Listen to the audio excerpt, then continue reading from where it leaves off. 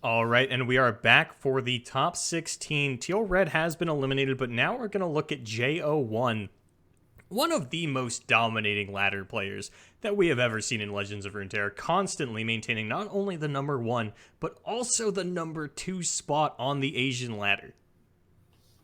Yeah, J01, another very common, I want to say household name. I don't know if that sounds weird, but household name for Legends of Runeterra households, that is. And an awesome competitor. So pretty exciting that we're able to go ahead and see him here in the top 16 of the seasonal tournament, going up against Blessed Onigiri. And we are going to see Lee Sin versus not Feel the Rush. That is a deny that we see in hand there. This is Feel the Minah, made common by Random on the NA scene as one of the first people to really run it heavily in the tournament scene. And it's been popping up a lot more. Love to see it here on the Korean. I'm sorry, I got caught up looking at this Lee Sin deck, and you know how on the website it like shows you the curve? He only plays cards that are costed 2, 3, 4, or 5. Which I'm sure I knew that about Lee Sin decks in the past. It's just really weird to see the graph laid out next to, say, the curve of a different deck that actually like plays a variety of cards. No, I listen, I got to agree with you because there's one card that sticks out like a sore thumb to me here, and that's Sunblessed Vigor. That is not something like that to me screams, hey, is this a Tom Kench Rocket deck?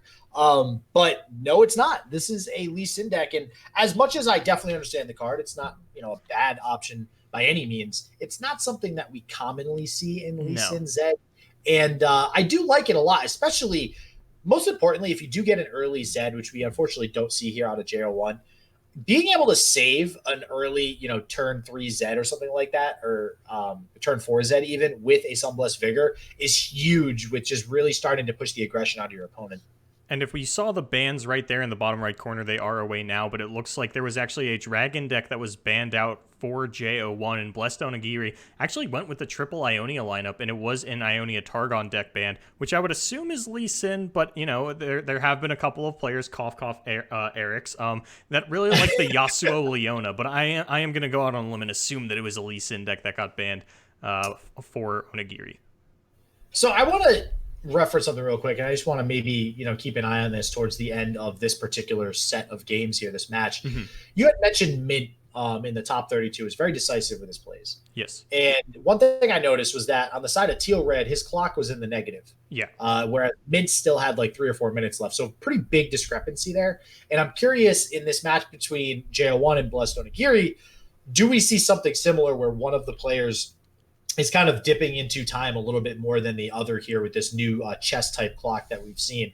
And we did see, Teal Red did lose that match having the negative time. So I wonder if there's kind of like just a positive correlation there between that. You know what I mean? Yeah, between the decisiveness of the plays and the actual victor of the match. One thing that I wanted to point out, we've been harping on the NA tournaments that we've been doing lately because we see so many base card backs, base boards, base guardians. It's nice to see the full suite of aesthetics here on display by these players, busting out their signature styles. Koreans got the variety. Let's go. I like Japan's it. in here. I would assume, I don't know for sure, but Onigiri's a Japanese rice bowl, so I assume Blessed is Japanese. Listen, we've assumed worse things with player names before, so I'm going to go out on a limb and agree with you. That seems pretty accurate, but we shall see. But for now, anyways, on the side of Blessed Onigiri, pretty good start as far as being aggressive is concerned. We already have the Ancient Yeti coming down alongside the other typical Yeti that we're used to seeing. Ancient Yeti really becoming a lot more popular as of late in these Field Rush and Field of Mina decks, but man, this early Lee Sin coming down, already going to get buffed with Mentor of the Stones. Probably going to see a barrier come out here in a second. I mean, we just have to play a Sunblessed Vigor probably from hand. And yeah, that's going to be the barrier. And this is one heck of a buffed up Lee Sin already.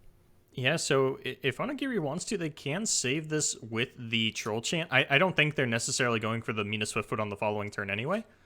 You do want to be able to have Deny mana on backup for that. We see this a lot, especially in Shen Fiora, when you're going for that Brightsteel formation turn. You really want to have that little bit of mana on the backup for the Deny. And I mean, just resetting the stats on the Lee Sin always feels so good. So many permanent cards are generally thrown into a unit like this. But no, we're just going to straight away say, you know what? I am perfectly happy to get the deny out of your hand if it means my Field of Rush can come down on the following turn.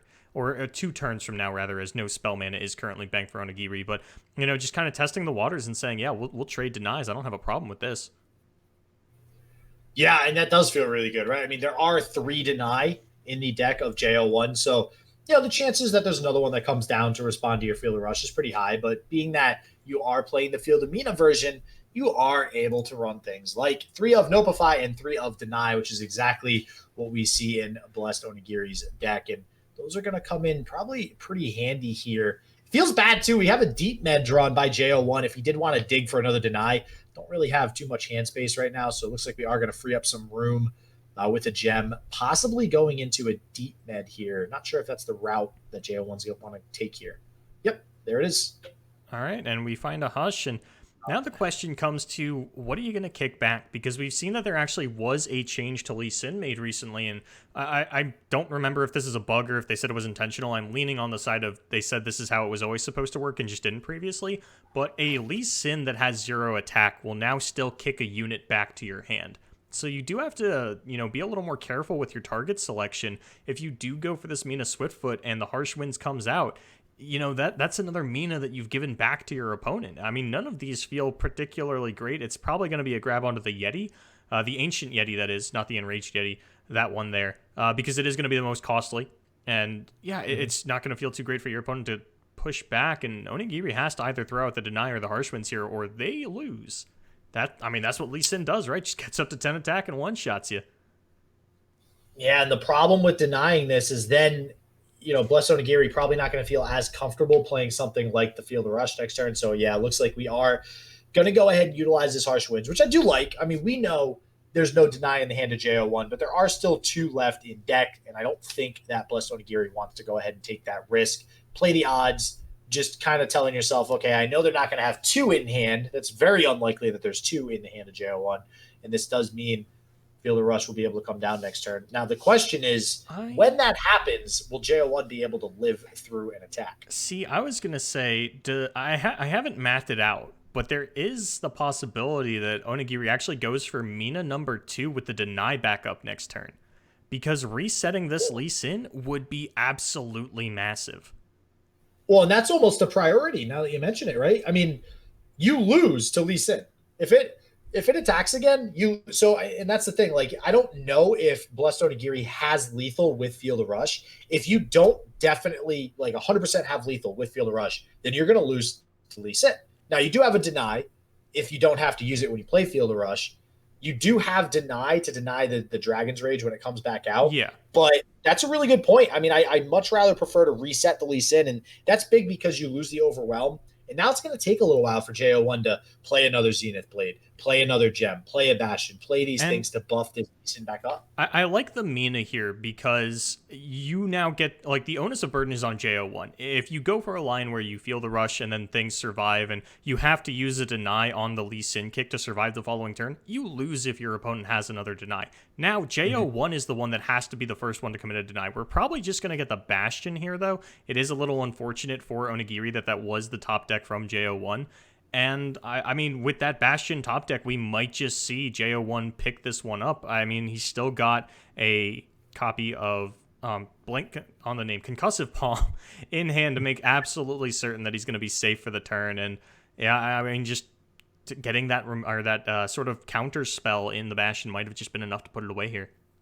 Man, this is what Field of Minah does. It's crazy to me to think that at this point, at least in this particular matchup, you'd rather deny a 9-cost card skill, which still doesn't get rid of the 9-cost 7/6 with quick attack, than deny Field of Rush. That's what this feels like right now, and that feels terrible. It really does on the side of J01. Now, I do like the Concussive Palm, like you mentioned, Boulevard. It does kind of prevent the most possible damage from coming through because it does stun out a unit and develop a unit, and then also allow you to develop another unit before allowing Blessed Onigiri to attack, so you could theoretically block everything on board. But yeah, Field of Rush, I don't know. I think we're going to be able to buff up this Lee Sin again. Like you mentioned, I think we're going to get overwhelmed. I think we're going to have plenty of buffs here, and it's just going to be a matter of how long can Blessed Onigiri survive. I don't know if we can actually get the Lee Sin back to 10 attack. I'm a little surprised not to see the Bastion come out of J01 there. Even if you were worried about, say, a Vile Feast to pop it, you do still have this Nopify in hand. And I'm not seeing a way to get this unit up to 10 attack. I'm seeing, I think 9? 9 is the highest that I can see us getting to. Yeah, 1, 2, 3. It'll be 5 from the Zenith Blade, theoretically 6 from the next, 7 from the Bastion, and then 9 from the Sonic Wave Resonating Strike. I mean, we have the Mountain Goat. Yeah, but we can't do that until after we've gone into combat. Yeah, it'll be a little bit of a project. I don't know. Here's the thing, though. Do we need to get Lee Sin up to 10, or can we just slowly but surely every turn drag something, kick it, drag something, kick it, and just slowly but surely deal damage over the next couple of attack turns? If you're not representing lethal here, then Onigiri's going to have no problem just letting go whatever attack you go for and playing Feel the Rush, and then potentially even getting down just more Overwhelm units on the following turns. But no, it's going to start off with an Avarosan Sentry for the turn. That also is a little surprising to me. I mean, we do still have a Wild Claw that we can get down alongside it, but I thought this was sort of our ticket to Feel the Rush, or at the very least just passing the turn, because this Sentry isn't representing anything special. We didn't need more blockers, and Lee Sin gets to pick what he kicks, so I am a little surprised to see that one come down.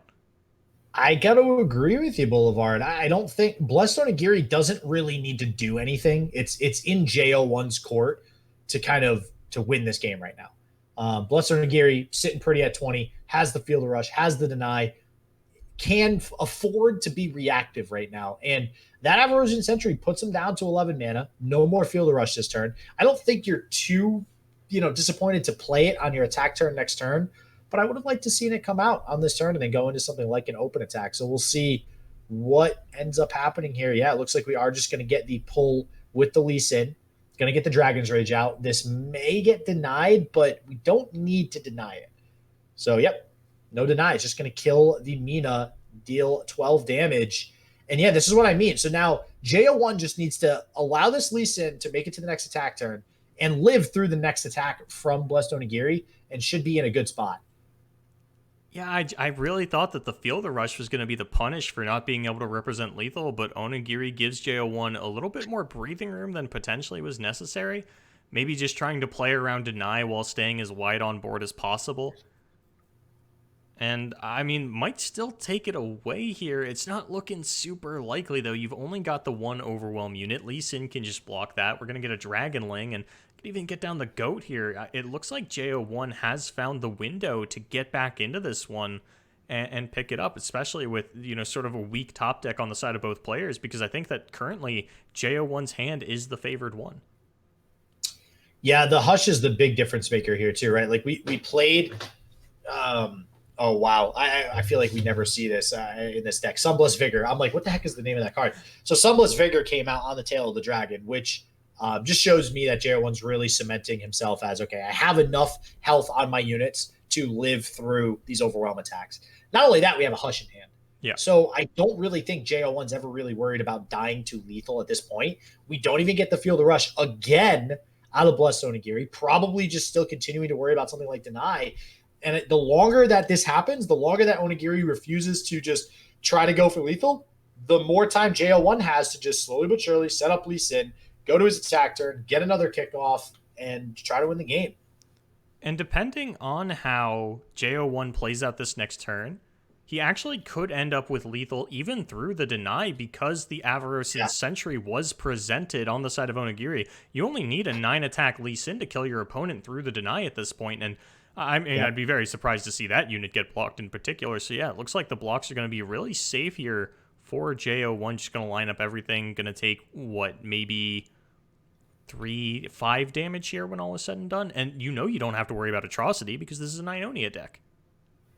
Yeah, he doesn't even care about putting the damage onto the Lee Sin. I mean, that's how safe J01 feels right now.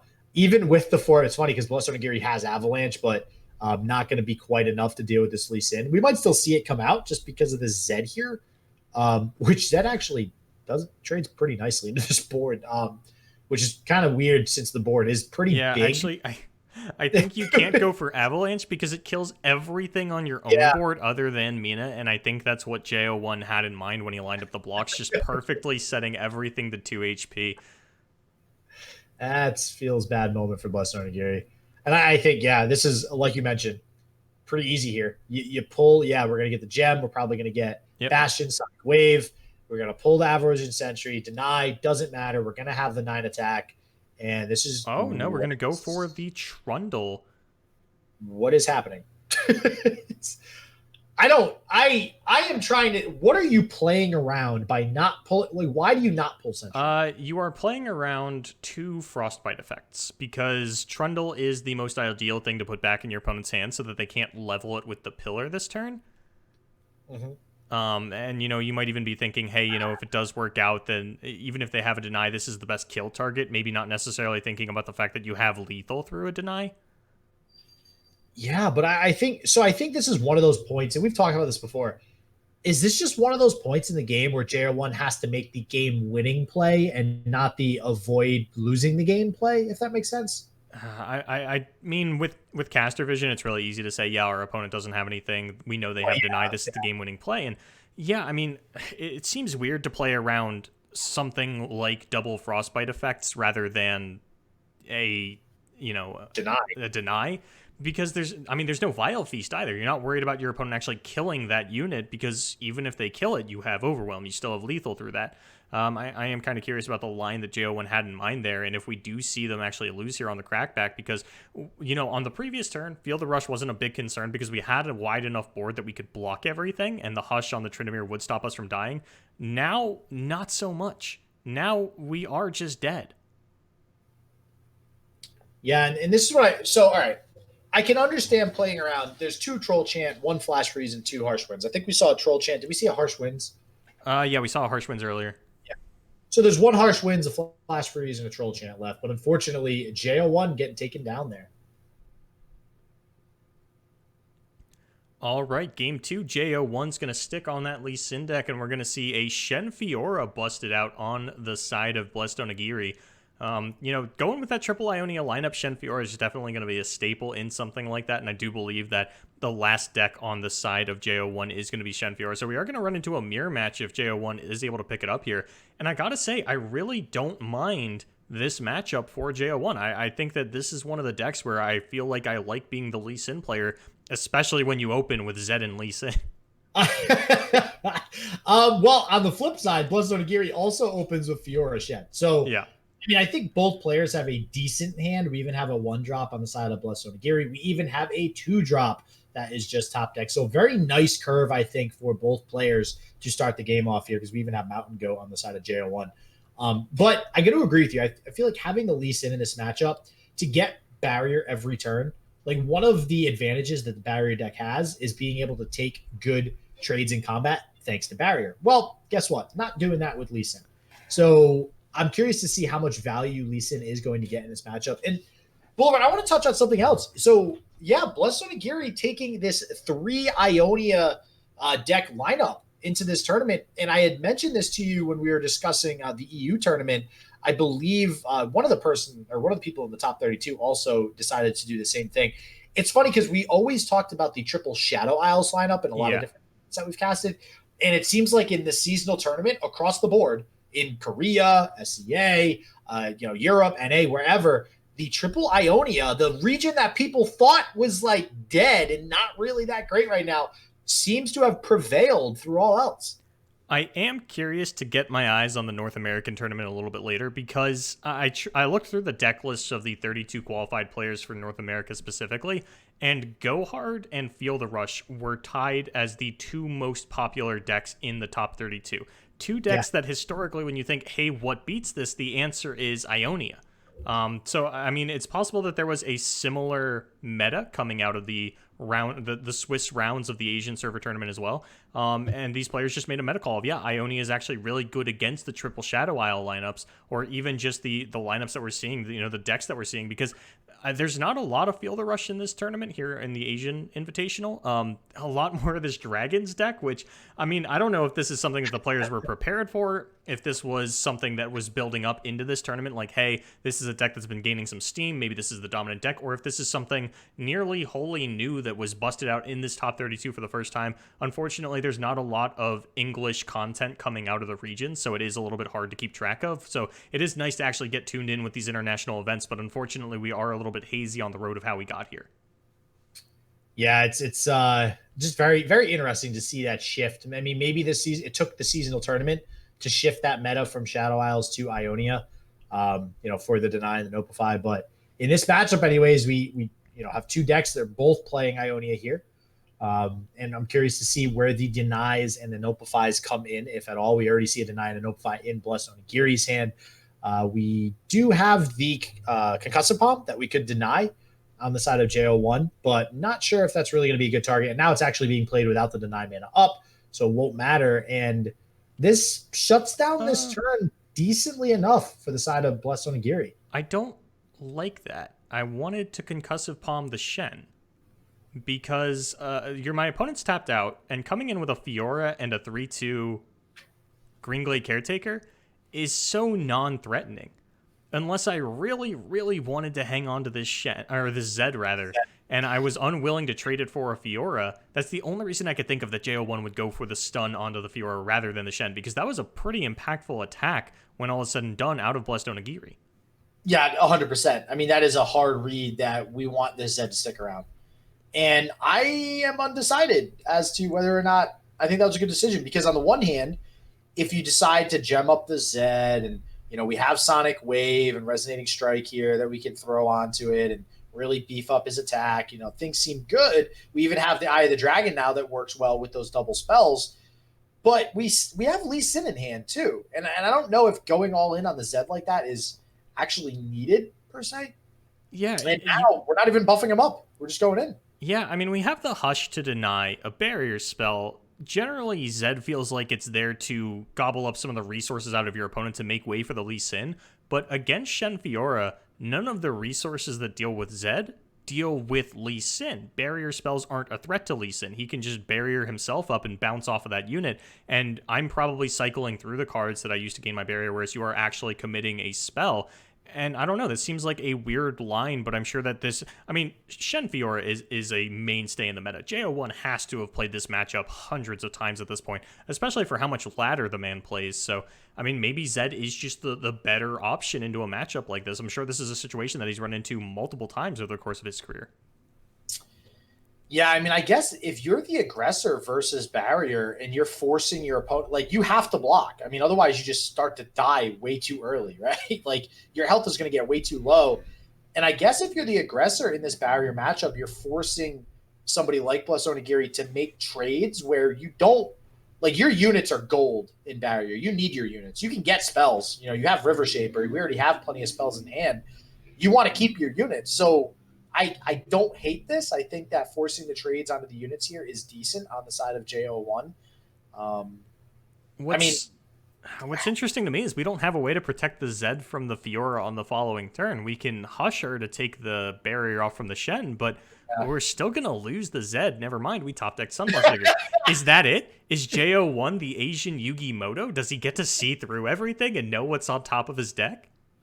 Oh, man. On the side note, you want to know how many times the Yu-Gi-Oh! Reference was made during the EU cast, the seasonal, to 8. I'm going to guess an insane amount. Yeah, but all in good spirit. See, that's all you got to do, Boulevard, is just mention that something's going to happen in a game, and then instantly the player will draw whatever proves you wrong. Don't I know it? That's how casting works. Don't I know it? Yeah, we are going to lose the Zed here, but now, we didn't get any resources out of Onigiri with this Zed. We just pushed through a lot of damage.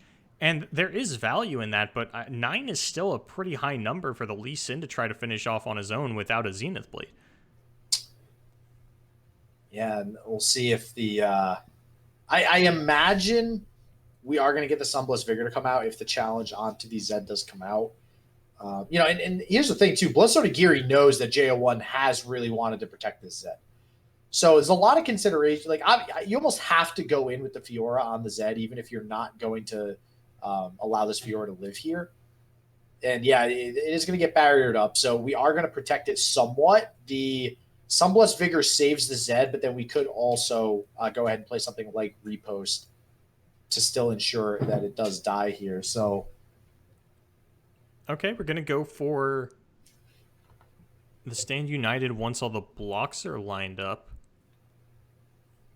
Still going to let this Zed survive the interaction, though, with this Unblessed Vigor. We are going to lose the rest of our units, but I don't think that J01's going to be too upset about that, since he does get to keep this Zed that he's been hanging on to, and now Lee Sin even gets to join the party. But no, we're going to start off with this this Mentor Stones.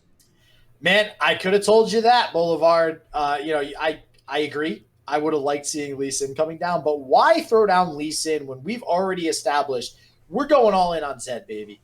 And Mentor of the Stones continuing to buff up this Zed even further definitely feels pretty good. I guess really the only thing you have to worry about when you're attacking with Zed on the offensive is something like Sharp Sight, right?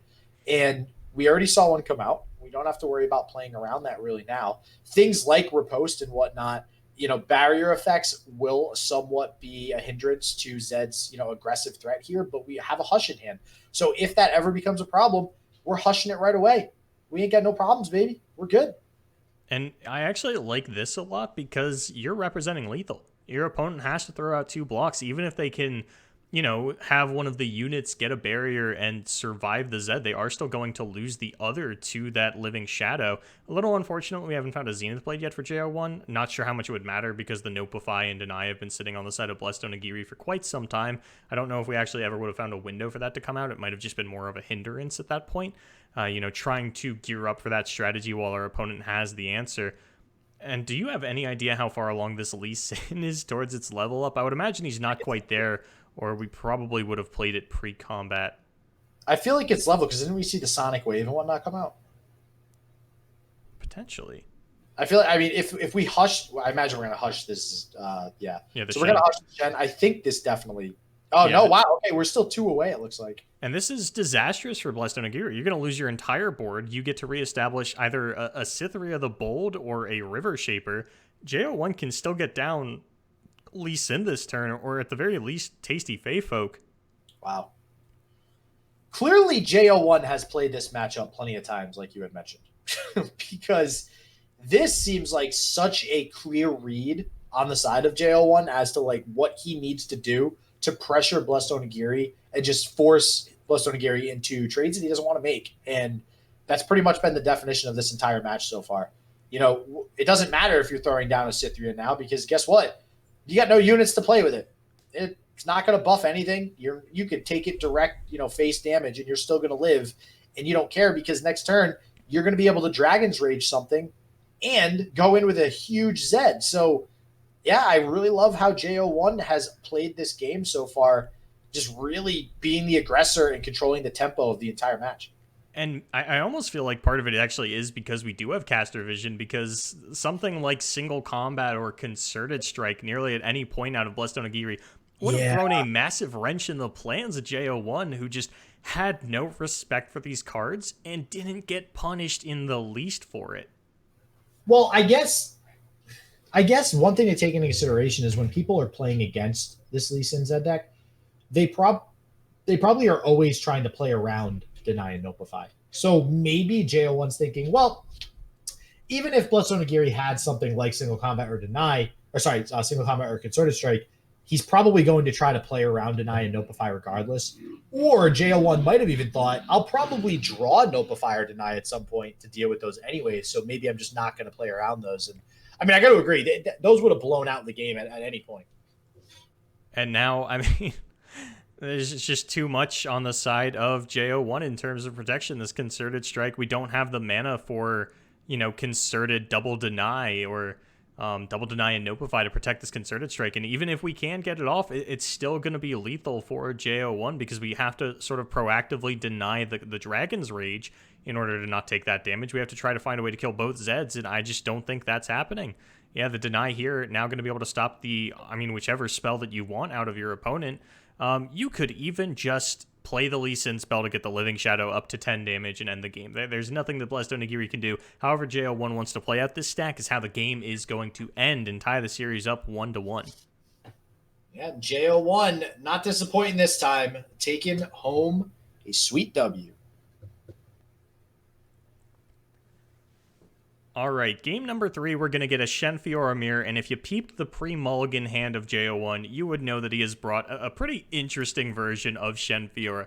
There are a lot of one-ofs in here. We've got a Radiant Guardian, a Laurent Chevalier, Spirit's Refuge. That was an Unyielding Spirit that you actually caught in the pre-mulligan. Unyielding Spirit, actually a pretty popular choice in a lot of decks in this tournament, but now we're already on turn 3. They super sped run those first few turns. But what I wanted to talk about last game before we caught up, that I want to touch on now, there are no Fleet Feather trackers in Shen Fiora in Asia. Wow, like at all. Yeah, I mean, I was just going to say, because you said they sped run up to turn 3. That feels like a common theme right now amongst a lot of different decks. It feels like the first 2 turns are just usually passed back and forth. I don't know if that's why, you mentioned there's not a whole lot of aggro, and if there is aggro, it's fearsome. Generally fearsome, not really playing anything on turn 1, sometimes not even turn 2, depending on the hand. So maybe that's just like an indication of the meta. We're shifting away from those early game drops. And I mean, hey, you know as well as I do, Boulevard feels bad on turn 9 or 10 drawing a Fleet Feather tracker, right? That is true. I mean, they've kept in the Greenglade Caretakers. It was just something that I noticed that, as far as I know in the West, we're still on Greenglade Caretaker and Fleet Feather Tracker for the most part. Maybe just expecting a certain kind of meta here, and just across the board, I don't think I saw one in any of the Shen Fiora lists that I got to take a peek at. Well, Greenglade Caretaker is like, I love that. I love 1-cost cards like Greenglade, and there's a bunch of others in the game as well that act similarly, but you can draw it on turn 9 and 10, and it still feels like it has the potential to be impactful as a 1-drop, right? Yep. If you have something like Brightsteel Formation on the board, getting Greenglade down and then playing Brightsteel Formation, it's already a 5/2 now for a 1-drop. It just feels like it does something. Now, Fleet Feather Tracker, you could argue similar, right? Because it is a Challenger unit, and Challenger has some value regardless. But yeah, it is an interesting decision. We do see the single combat come out here to get rid of this Fiora. But what I do want to mention on the side of J01, so you mentioned Boulevard, there's a lot of one-ofs. And, there's a Laurent. So here's the one-ofs. We have Laurent Chevalier, Swiftwing Lancer, Brightsteel Formation, Prismatic Barrier, Relentless Pursuit, Spirit's Refuge, and Unyielding Spirit. Don't forget Radiant Guardian. And Radiant Guardian. So I like these a lot. Specifically, what the more impactful ones I think are Radiant Guardian, Unyielding Spirit, and Relentless Pursuit and Prismatic Barrier. And I say more impactful because a 3-mana Prismatic Barrier has the potential to be a pretty big blowout play, depending on what cards were played on the stack or what happened that turn. Same deal with Relentless Pursuit. It has the potential to just end the game. Something like Unyielding Spirit, if you allow your opponent to get an Unyielding Spirit off on something, sometimes that can just be game ending in and of itself, i.e. Radiant Guardian. And I don't know, there's something to be said about playing one-of copies specifically so that your opponent has to always be wary of those cards for the entire game, and I really like that from J01. I don't love unyielding into a triple Ionia lineup like Onigiri has brought. That's just, an unfortunate matchup for J01, but, thinking about some of the other prevalent decks in the meta, I really like Unyielding Spirit into Go Hard. Whether you get it down on a Fiora or a River Shaper or the Radiant Guardian you would have mentioned, there are a lot of really great targets in that matchup. Yeah, and that is, we've time and time again mentioned, that is one of the, if not the most popular and prevalent decks of Legends of Runeterra right now. And yeah, Unyielding on Radiant Guardian, I think, just ends that game. Like, I don't know if there's actually a way for TF Go Hard to win if that combo goes off, right? So yeah, I do like it into other decks, but yeah, this, it's probably going to get denied in this matchup. So that's pretty much a nothing card, I'd say, for the most part in this matchup, unless it's drawn super, super late game, which I will say the EU finals had this exact mirror match as well in the finals for the game 3. And 9 times out of 10, this mirror match, if both players play well, does come down to top decking and very few cards at the end of the game. And Unyielding Spirit could be a huge top deck at that point. I think with the way this interaction is playing out, if Onigiri wants to, they could save the Shen with a single combat, just take out that 3/2. You would have to sacrifice the River Shaper to do it, and I think that's what we're seeing Onigiri kind of, mull over here. do I want to hang on to this River Shaper? Maybe I even just single combat my Shen into something. No, okay, so we are going to save the Shen. We're going to trade the River Shaper to do it. And I don't mind this because we're still getting to draw 2 spells off of it. There's spell number 1 from the single combat. There's spell number 2 from the actual hit. And Shen is one of the most important cards in this matchup. You can throw down all the challengers you want, but if one player has a Shen beside it, it is so much more threatening. And Onigiri seems to be in an infinitely better position right now. Yeah, and I agree with you, right? Shen, super important. You could argue that River Shaper is equally as important. Maybe we've got another one in hand, right? Well, yeah, we have another one in hand. Plus, our opponent, J01, has also represented that we don't have a River Shaper. So if you're getting 2 procs of River Shaper off while your opponent still has yet to get one down, I think you feel pretty comfortable getting 2 procs of it and then also saving something like Shen. Feels like a really good trade. And then, like you said, yeah, we have a backup one in hand. It's probably going to come down at some point as well. These we got 2 Nopifies in the deny in one hand, 2 Nopifies in another. It's this a lot of times this matchup comes down to a lot of trading back and forth with spells. That Stand United top deck is going to make this turn so impossible for J01 to navigate favorably. Yeah, that's looking like Blessed Onigiri might be able to run away with this. It's really just going to be a matter of how does J01 decide to go through with this attack? I don't think it matters. I think you're right. I think if no matter what unit he pulls, we're going to see Stand United. He's really not going to be able to do anything. You have a single, I was going to say a single combat, but Nopify is going to shut that down. And yeah, wow. I mean, J01 must kind of know that it's sort of a not great attack. It's just why we decided to pass priority back on over to Blessed Onigiri, who now has the attack token on turn 9. With possibly a Bright Steel formation, and there it is. And this is interesting to me because it felt like in the previous sets, J01 played with absolutely no respect for the cards that his opponent could have had. Here we got punished by a sharp sight pretty early on in the game, and now we're just respecting everything. And, you know, we play respectfully of the Riposte or the Stand United or some kind of barrier spell, and instead we get punished as the Bright Steel formation gets to come down. And we have to lose all of our units here. We don't have a choice. I mean, we can single combat to kill the Cythria, but that's all that we really have. And yeah, and the Relentless Pursuit that I talked about earlier is good in a lot of cases, but in this mirror match, when you fall behind like we have on side of J01 with tempo and just units in general, Relentless Pursuit is now kind of a nothing card, right? Like Relentless Pursuit is a win more card. It only further exaggerates your condition to win the game if you're already ahead 9 times out of 10. Mm-hmm. And right now we're falling behind. It's not going to do really anything right now.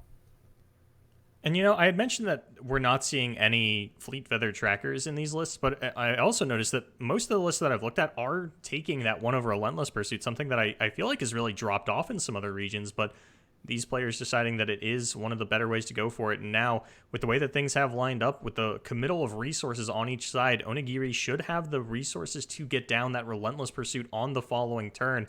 And J01 just doesn't have the board to fire one back. We've got the Deny and the Nopify on backup. And this, if it's not a game-ending play, it's at least going to clear out the board of the units that J01 has fought so hard to protect up until this point. Yeah, this is not looking good for J01. One of our favorites, Boulevard. Looking like he might go down here to Blessed Onigiri in the top 16. I mean, that's the beauty of the seasonal tournament, though, right? It doesn't... the name that you have attached to yourself, how good you were at ladder, none of it matters when it comes down to this single elimination top 32 bracket. And J01, if I remember correctly, actually snuck in on a 4-1 record. Wait, what? How did that happen? There's a couple of different ways it could happen. Either players aren't eligible, or you go down to tiebreakers based on ladder seeding, which of course J01 is going to be the most favored in because he has, you know, the first and second seed on the ladder. It's not unheard of. I think that a couple of other places had it happen as well, and now we're just going to get the Stand United lethal, an old-fashioned play, one that you always got to watch out for. J01 doesn't play around it, but I mean, how could he have? You can't lose your board there. You die on the open. He's backed into a corner, and J01 has been backed out of the tournament.